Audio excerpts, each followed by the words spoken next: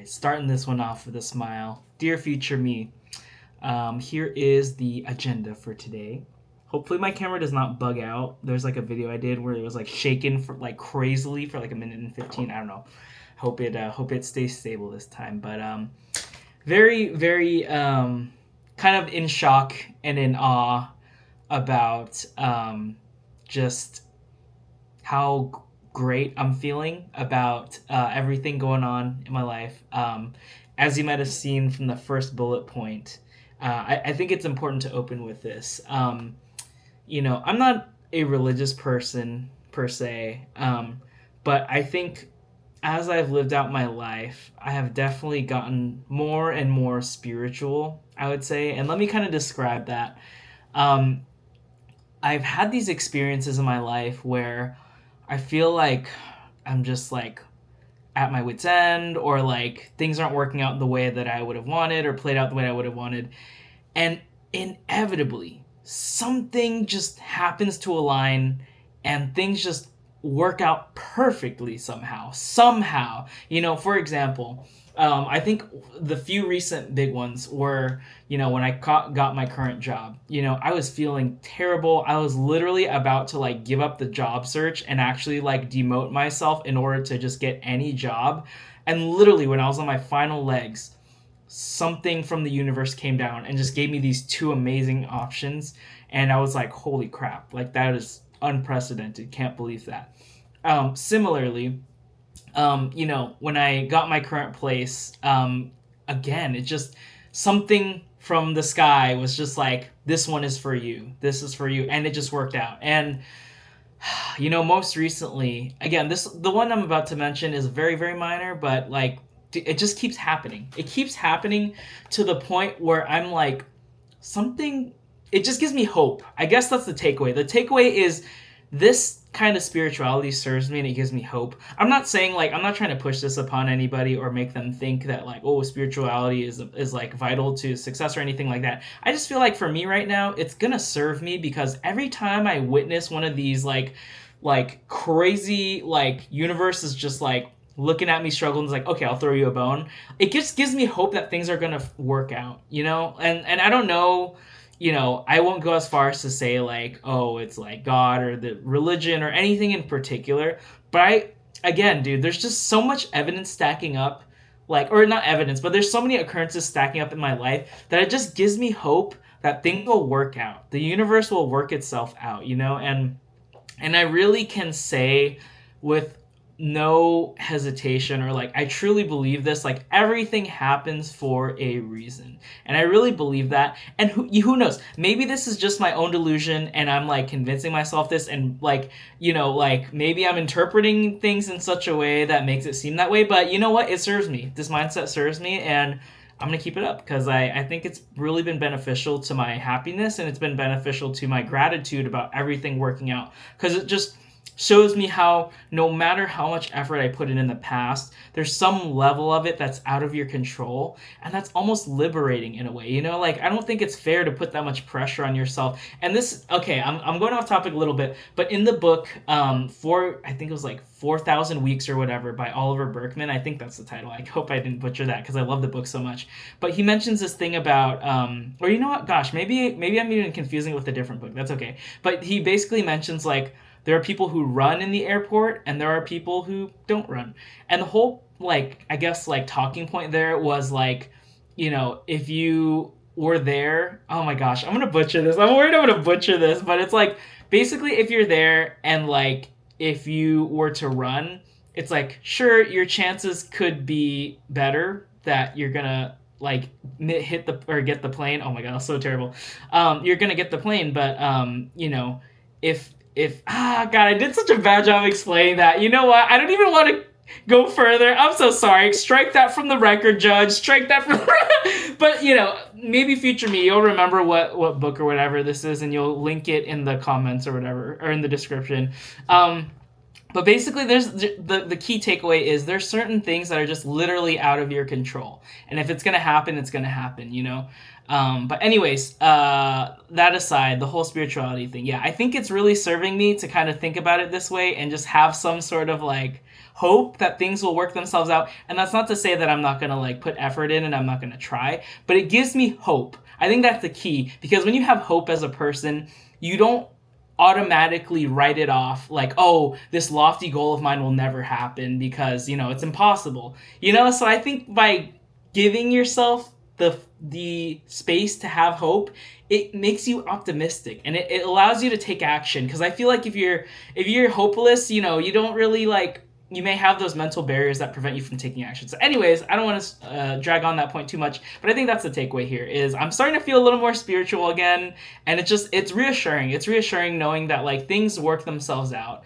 And at the very minimum, you know, maybe I'm just like changing my mindset on it and my frame, and it's helping me because it's helping me find the good in a lot of situations. But anyways, I think that's just kind of an opening thought. I think the main actually, okay, wait, hold on. Before I get into more of the tactical stuff, I want to elaborate a little bit more on why I started feeling the spirituality thing. I don't really think I explained that too much, but you know, so normally I'm always watching my productivity YouTube videos, and Ali Abdaal has been an amazing resource for me. I found so many great books from him and so many great takeaways. But again, dude, it's crazy. Like, tell me this isn't insane, the coincidences here. So around a month or two ago, actually, no, literally like last month, because it was like the start of this quarter, which is this quarter being August, September, October, right? Around the end of the last quarter and the start of this quarter. And this is my own quarter system. I know normally quarters or whatever start in like January and then end in December, whatever. Anyways, this is my own system. But so my quarter, you know, around that time, like I said, at work, I've been kind of implementing this quarterly planning thing. And I literally just by coincidence was like, you know, this is pretty nice. I'm going to use this in my own personal goals, like starting this YouTube channel, for example, continuing to practice Japanese, planning my Japan trip, things like that. I just on a very random whim, decided, you know what, I'm just going to like use this quarter system in my personal life.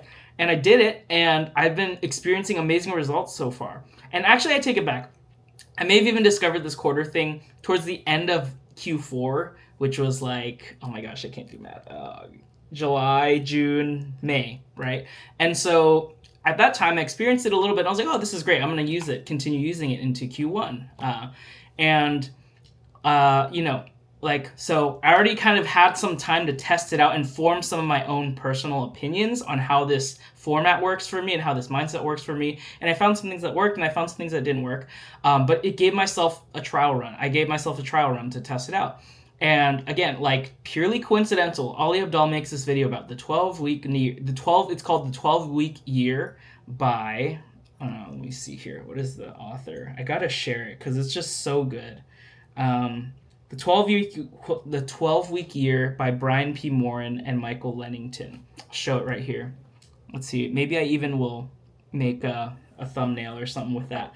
But anyways, so Ali Abdaal made a video on this book, and I just happened to discover it like recently, and I downloaded the audiobook at the perfect time. Like, get this. I went to a family event tonight, and I had to drive about an hour and a half away. It was an hour and a half away. And I just happened to discover this book. And so I was like, perfect. I'll listen to the book on my drive up and my drive down. Insane. Incredibly applicable to my life. Almost like kind of glitch in the matrix, kind of scary. Like, it was so related to everything happening to me right now. That spirituality side is coming out. Because I'm like, dude, what the fuck are the chances this book comes out, have this event to drive an hour and a half to both ways, so I'm basically like forced to sit there and listen to it, but also the stuff it talks about in the book is so applicable to me. And it's crazy too, because look, call it a coincidence, call it whatever, but like as I've kind of been growing in my role on my day job, I've been leading a team, and so this book literally will take moments to step aside and be like, okay, that was all the information for you as an individual. Here's the information for you and how you can apply it to a team as a manager. And I'm like, what the fuck? Like, what are the chances of that, dude? You know what I mean? And even if it is the biggest coincidence in the world, that is so fucking inspiring, dude. Because I'm just like, man, for multiple reasons. One, being like, I'm on the right track. Like, I'm just so glad to hear that stuff come out, and I'm just like, I've been doing that. But also, it's like, Dude, the universe literally presented this to me at the perfect time. I was a captive audience driving up to my event, and it just like, what are the chances? What other book? I don't think I've read any other books recently or at all that have like talked about the individual like implementation. Like, okay, here's how you implement this advice at an individual level. I've never heard of a book randomly just go, okay, we're gonna take that, put that aside for a moment. Here's how you implement it on a team level. What the fuck are the chances of that? Like, the universe literally knows what I need, and it's just like, here you go. You're like doing this thing on the side by yourself, and here you're leading a team. Here you go. Here's all the information you need to how to be successful. It's fucking crazy. But anyways, I'm just so like fired up by that. I'm so fucking excited because it's just so cool, man. It gives me hope. Like I said, man, it gives me hope. And look, I don't care if it's like mumbo jumbo, whatever, but like it just makes me happy and it makes me feel optimistic about it. But anyways, I think the bulk of this video, I really do want to talk about the learnings that I took away from it. But I just had to get that out of the way because that coincidence was just so crazy. Like, literally, bro. And honestly, I feel like in the past, this has always happened to me. Anytime something wild or some big changes happened in my life, I know this is a small example, but it's always felt in hindsight like, wow, I really needed to go through that experience for one reason or the other. And dude, anyways, God, it's just so crazy. I'm still in shock and I'm so inspired by that. Like, holy fuck, that's what a crazy coincidence. But anyway, again, just helps me think positively, you know? I know maybe it's mumbo jumbo. Maybe I'll be looking at this. And look, I know there are people out there who like are, you know, whatever. I'll leave it at that. I'm just super stoked about it. Okay. Now, getting to my main takeaways from this book. This book is incredible. Like, seriously, it's just so... I'm going to have to listen to it at least like 3 or 4 more times. Actually, you know what? I want to call out one thing before I get too deep into this book. I will say, once again, overlapping information from previous books has definitely served me. So I'm already seeing compound benefits from reading multiple books. But moreover than that, it almost feels crazy because it feels like the previous books that I've listened to or read felt like prerequisites to this book. So how fucking crazy is that? Again, another point to the whole spirituality thing. Like, I think one kind of underlying point, it wasn't like a huge point that the author highlighted in this book, but I think an underlying theme to this was like how fucking important your mindset and your belief is in yourself and your identity. That's something that permeates every piece of advice that this author talks about, but it's not explicitly said. And I'm only able to pick up on it because I'm so fucking glad I read that one book. Oh my God, I really need to fucking remember what the title of it was. Okay, the whole premise of the book is like how important your identity is to your success, because when you believe that you are that person, you will take actions aligned with your identity. I'll add it in the description. I'm so disappointed in myself that I don't have it handy right now because I think I listened to this audiobook on YouTube before I even got Audible.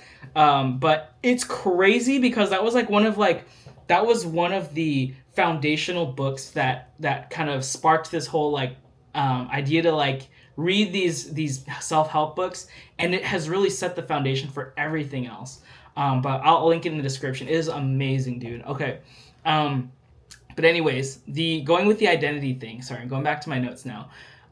So this book, one of the key takeaways that I've taken, and look, I'm going to try this out. I don't know if I'll continue doing this, but one thing I've really like challenged myself to do is when I listen to these books, I'm not feeling the need to like write everything down, because I feel like a lot of the times when I hear this key advice and it really resonates with me, I tend to remember it and it tends to stick anyways. Not saying that I'm going to fully rely on that, but I feel like when I challenge myself to remember the advice in my own words, it's so much more, it hits so much deeper, and it feels so much more, like I feel so much more connected, and I can take action on it. So I'm going to continue challenging myself to do this. So like to remember the takeaways off the cuff in my brain rather than typing everything out. So anyways, I guess another side benefit to that is I can really absorb the information and really focus on what the author is saying and not worry so much about like taking notes or whatever. And that's crazy. I feel like I did that in school. But anyways, okay. The number one key thing, the key takeaway that I have noticed from this book is your vision is so, so vital. Your vision for your future and your goals and what you want are so vital. And it's crazy because I think in hindsight, I feel like I knew this all along. You know, ever since I was in college, and even when I oh god, excuse me, even when I graduated college and I got my first job, I had this vision. I have this vision about what I wanted my life to be like. For example, in college, I had this vision of like, okay, I'm like out of school, I'm working a full-time job, I'm feeling financially stable, I have enough money to live comfortably, to do what I want on weekends. And eventually, and that happened. And then eventually, when I got my full-time job and I got graduated from school, I had this vision like I'm gonna move out on my own. I'm gonna like do creative hustles on the side, and I'm gonna like have these great great hangouts with my friends, and I'm gonna have people over. It happened. It happened again, and it's crazy because I was literally doing it because like I don't know. I guess I was like feeling so desperate for a change, or I wanted it so bad that I just literally like again I'm not a religious person, but I literally was like laying in bed like, please universe, like please just give me this. Like I really want this. And again, maybe it's just a psychological thing. Maybe by me thinking that, it's like planted the seed in my mind to aim towards that or whatever. I don't care what it is. But again, dude, this book just confirms that how important that is. Having a vision for yourself and having a direction of where you want to move towards is so key. Because, you know, and I might have talked about it in the last video, but saying like your sense of purpose is key. Like having a sense of purpose is key to your life and your fulfillment and happiness in life. And this book just confirmed that. Actually reading it firsthand myself or listening to the audiobook, it just confirmed it. Let's see. Next point here. And okay, now I'm getting into kind of like self feedback territory about how I've been approaching this thing. So to give myself some context about this whole situation, I feel like up until now, I've experienced this whole like 12-week plan thing in my own way, and I've implemented it in my own way, and I'm kind of like testing it out and trying different things about it. I think the book does a great job at really lining out like here's how you really get tactical and here's how you do it like step by step. And I feel like there's merit to listening to that, but I don't want to limit myself and feel like I have to follow the advice to a T, because I feel like for me, having a balance of like being tactical, but also, okay, actually I should get into the point that I'm specifically calling out. So the book really highly praises like being proactive rather than reactive about taking action on your 12-week goals. So they basically say like plan out your goals from a high level for the 12 weeks, plan out your goals from a weekly level, like on this day I'm gonna do this, on this day I'm gonna do this, blah blah blah. And to an extent I have been doing that, but I think the piece that I really want to continue and give myself the flexibility to do is to be reactive in some cases. And again, like this is the case for any book or any learning that you do. It's never one size fits all. You know, everything is specific to your situation, or rather, I personally like to take away things that apply to my situation or that resonate with me and apply it in my own way. And I think this is totally it. Again, like there's certain things in my life that I think should continue to be reactive. Like, for example, what I feel like cooking this week. Oh, I'm going to make shrimp tempura. Oh, I'm going to make carne asada. Like, these are things that are okay to be reactive, because it's like, it's giving me the space to feel like I have some sort of like control over what I'm doing, and it's not feeling grindy. You know, it's not like I'm a robot, like, okay, here are the steps, protocol 1, 2, 3, now execute 1, execute 2. You know, I'm still feeling that sense of like, I don't know what's the word, independence or like autonomy in what I'm doing. But again, moreover than that, I think there's certain things that really are reactive in nature. Like, okay, like my family has a party coming up, or someone invites me to like a housewarming. Like, I'm gonna have to react to that. You know, there's no planning for that shit. So I think that it's healthy to leave a little bit of room for flexibility for those kinds of things that are more reactive. And I think the key there is it's not one way is right or the other. It's what is right for my situation in this current moment in my life. And I think it's really serving me to leave that room for the reactive stuff. And so keep doing that. I think that's a key learning for me. And I don't honestly know that I feel the need to really say this to remind myself that, because I feel like I've already internalized that. But, you know, just saying it out loud, you know, like this goes with any advice you listen to in life. Like, it's not one size fits all. There's going to be certain information that resonates with you hard, and there's going to be certain information that, you know, maybe isn't as applicable, but it's helpful to hear the other side and hear the other thought process, because everyone has their reasons, and you got to choose what's right for you. So I think that's the first, second point. Yeah, that's the second point. Basically, being reactive has served me in this case, I think, is the key there. Let's see. Oh, this is a really, really interesting one. So, there's a point that it talks about saying there's no such thing as work-life balance, but you just got to choose your imbalance. And that was kind of like eye-opening to me in a way, but also like I already was kind of feeling like I knew that in the back of my mind, because I think I said this 2 videos ago, but like, I used to treat my work up here and I used to treat my personal life and my needs down here, and now it's starting to even out a little more. Even as I say that now, it's not a perfect 50-50 split, obviously, right? There's a consideration of like friendships, family relationships, dating, all of the, when I think about it as a whole, there are definitely certain aspects of my life that I am neglecting right now. Or okay, I don't want to say neglecting, but I don't care about them. Obviously, I care about all those aspects of my life. So I think for me, the key things are like, there's friendships, family relationships, dating relationship or romantic relationships. There's work, and then there are my personal kind of aspirations and dreams.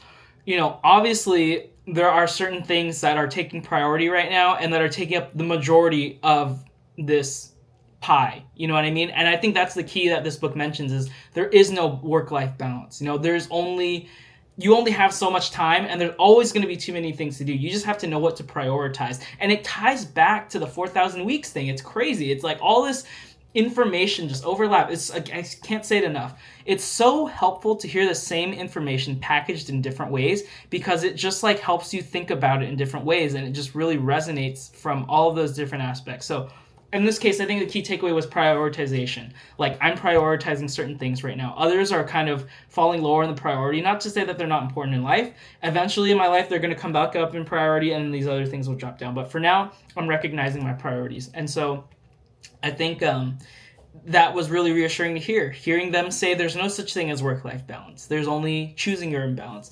And I think the helpful part about that is, this has happened to me many times where I come to my own conclusions, but just hearing it from a third party has been so reassuring. It's been so motivating, because it's like, okay, not only does it build trust in myself that I can like come to the right conclusions, it's just so helpful to hear it. You just sometimes really need it. You just need that reassurance from that outside party. And okay, kind of taking a tangent here, but it's so interesting because I turned to therapy for some time to try to answer these questions. It wasn't like I was struggling mentally necessarily, but I was seeking out these kind of bigger questions, like, why do I feel compelled to do this? Or like, why am I not productive in this area? And it was kind of frustrating because it felt like the therapist didn't give a fuck about that, and they wouldn't really try to help me. They would just, I honestly got the vibe that they were like, you don't actually need help. Like, why are you wasting my time here? So they give me like these really short and non-helpful answers and responses to try to like shoo me away, is the sense I got. And I mean, it worked. And it's funny because like, after experiencing that, I'm like, wow, these fucking therapists are not helping me at all. Like, maybe that's on me. Maybe I was like misusing therapy, and it's not supposed to be like a self-help, like, a self-improvement thing. And it's only supposed to be for people who are like struggling or something. I don't know. Struggling mentally. I don't know. But maybe that's on me. But it's funny because after experiencing that led me to like start reading these books and to start learning from books. And it's fucking incredible how enriching these books are to my life. And I feel like such an idiot saying this, but it's like, wow, did anybody know how amazing books are? There's so much fucking knowledge in books, and it's crazy. And yeah, but anyways, I think the point there was that was a learning, basically. Prioritization is a big one. Let's see. And then I have another mention about how crazy of a coincidence it was that this book just literally takes a moment to be like, here's how you do things about your individual goals. Here's how you do it for a team. It's just like, oh my God, like feels like this book was made for me. So anyways, crazy thing. Let's see. The last point here says measuring results is something I think I should get to eventually. So I think I haven't gotten too far into that yet, but the place I left off in the book, it kind of starts talking about measuring results and like looking at the scoreboard. I think the analogy they gave was like when you're playing a game, you got to look at the scoreboard and see how you're doing. I think that's a piece that I'm still trying to sort of figure out. But the thing is here, I'm really glad that I'm doing the things in the order that I am, because I feel like I'm able to take away a learning from it, but I'm still executing in such a way that feels like right to me. So I think the example that comes to mind for me right now is, I've kind of told myself about music and my release strategy and everything. I want to feel, first of all, I think the key pillars to my approach to music is I want to feel like I'm working on the music and I'm entering the flow state and I'm pumping out songs naturally and I'm not having to force myself. The second thing being, I want to be able to feel confident in releasing the song. I'm not just going to release any song and be like, oh yeah, this is good enough, whatever, pump it out. I don't want to do that. I want to be able to shit out songs with amazing quality and have it feel natural and have it feel organic and feel excited about the song to want to finish it rather than forcing myself to finish something that I know is subpar. I think that's really serving me, and I'm going to keep at it. I'm making progress towards that. But here's the other few tactical things about that. I've told myself that I want to stockpile music and I want to set myself up so that I have consistent releases going in the future, so that I'm not feeling the pressure to perform and having to make a bunch of songs just to keep the momentum going. But this whole YouTube channel that I'm doing right now is really serving that because it's giving me exposure to what it feels like to release content on a regular basis. And I'm definitely going to have overlapping learnings from here. So for this time, doing this channel, I'm getting some experience about okay, when I finish a creative project or some sort of product that I want to ship out to the world, what are the different mindsets and steps that I'll have to take as I'm releasing? So it's amazing that I'm doing these things for the ultimate purpose of music, but this is a side quest that is also sort of a main quest. So it's so helpful because to go through the process of finishing content, packaging it, thinking about delivery, it's going to give me so much experience and so much foresight when I go and apply that to music. And it's just so motivating because I just know this whole vlogging thing or this whole YouTube thing is what I want to do for music. I'm able to pump up the content at a rate that I'm happy with a quality that I'm happy with, and I'm minimizing the friction to allow myself to produce the thing, to actually finish the project. And it's just reassuring. It's reassuring to myself to know that I'm capable of it. And I know I'll get there with music. It's just a matter of time, that's all. I just have to do, actually that's kind of a tangent, but also related to the book. The book talks about inevitability. You set these systems in place and, sorry. They're going back to the book for a second. They have this really beautiful, idea that is the person that succeeds or that is amazing does not become great when the results show. They become great when they decide to take the actions that allow them to be great. So fucking beautiful. I probably butchered the quote. It's not verbatim, but the idea there is think about an Olympic athlete, or Michael Phelps, I don't know. So he's not amazing or great the moment he wins an Olympic medal. He's amazing and great the moment he decides, I'm going to set myself up to take the actions that need to happen so that one day I can win the Olympic medal. Does that sort of make sense? Because it's the Olympic medal is a lagging metric. It happens as a side effect of his mental shift to do the thing he needs to do to be successful. Does that make sense? He becomes great the moment he decides, I need to wake up at 5 a.m. and train every day and I need to eat right. That is the point where he becomes amazing and great, because that's the moment that he starts taking steps towards becoming an Olympic medal, gold Olympic medal winner. And then the Olympic medal thing is just again, a side effect, right? It's really, I don't know. It's tying back to another point that I've seen. I'm all over the place, but it's tying back to another point that I've seen in Dr. K videos and other places where they say isn't it crazy how people oh my god, that's another point this book mentions, which is the difference in executing and dreaming about and planning steps. The difference about successful people is that they take action and they execute on things. And so I think one of the things that kind of the earlier point I was mentioning about Dr. K and other stuff, the reason why it seems okay, so for example, I guess is the easiest way to think about it. There are people who are doctors, they're studying to be a doctor, and they have a successful YouTube channel, and they're in Harvard, and they're doing all this crazy stuff. And some people might think like, man, that's so unfair. Like, why can they succeed at everything? And then there are other people who are like, like stuck in a job they're not in love with, and like they're not making that much, and like they can't pull themselves to like do certain things that they want to, like personal goals or whatever. And again, very oversimplifying. I probably butchered the explanation, but the key there is the people who are like doctors at Harvard or whatever, and they're doing a YouTube channel, and they're a doctor, and like all this other shit. They've found a system and a framework so that they can execute on all these things. It's not that they're better or they're smarter or like they had, sure, like you could argue privilege and all that stuff. But I think the key takeaway for me on that is it's not like you shouldn't feel like, oh my gosh, like it's so unfair. Like these people get to do whatever. It's because they found a way to set up their life so that they can execute. They found a framework that works for them. And I think that's the key. Anyways, gosh, I really don't even remember what the original point was. But yeah, that's okay. I give up. But anyways, yeah, this book is amazing.